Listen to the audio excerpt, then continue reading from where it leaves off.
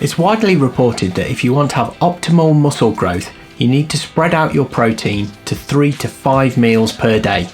That means snacks. So I'm going to show you what I choose to eat for my vegetarian protein-filled snacks.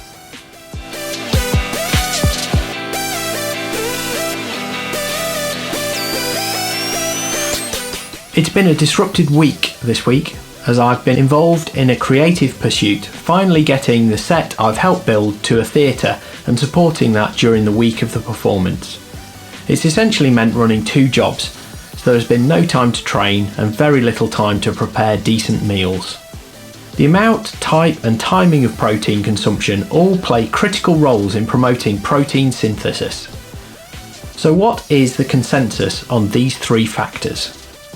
Whilst muscles are essential for movement and stability of the skeleton, they are also used to store amino acids for other organs in the body and are used greatly when the body is in trauma or stress from injury or disease.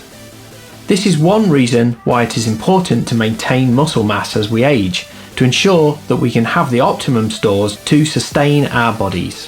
If a muscle is going to gain mass, then protein synthesis must exceed the muscle breakdown. Resistance training triggers both protein synthesis to build muscle, but also breakdown caused by the damage of training. Usually there is a net gain effect though, but only if nutrition is present after exercise. The articles I looked at suggest 20 to 25 grams of quality protein should be consumed after training to promote protein synthesis. They also suggested that the body cannot process more than 3 grams per kilogram of protein in a day, and excessive amounts of protein consumption can create a toxicity in the body.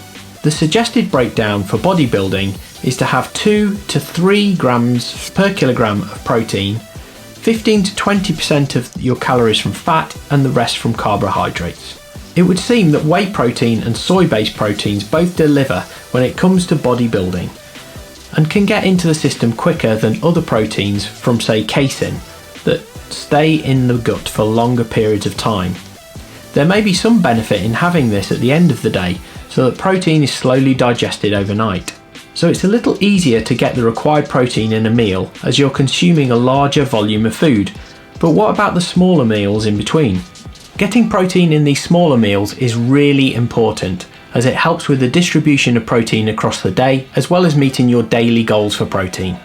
But what kind of things should we be eating as high protein snacks? Packaging of food right now is focused on protein, and some items may make slightly deceptive claims on the packaging when they show the protein for a whole container instead of a portion. So here are some of my favourite high protein snacks that I consume on a daily basis. Skyr. I love natural yogurt, and skyr is an Icelandic type of yogurt. It has 0% fat and is higher in protein than other yogurts. This can be eaten on its own or with added fruit, and for 100 grams delivers around 11 grams of protein. Protein shakes. These provide a relatively low calorie hit of protein and can be found in many flavours and types, including full vegan.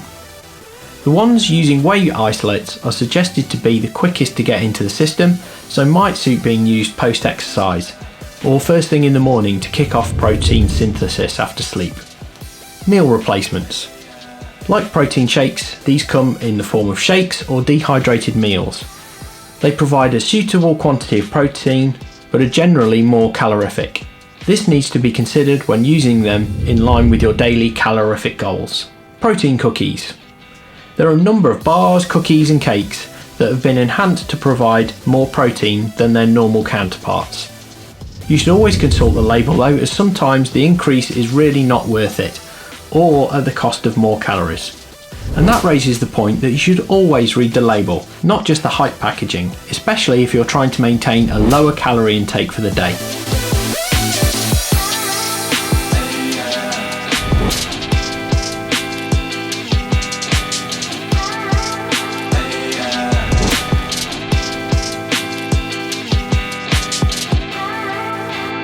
So if you have any high protein snacks that you use on a daily basis, please let me know about them in the comments below so I can give them a try as well.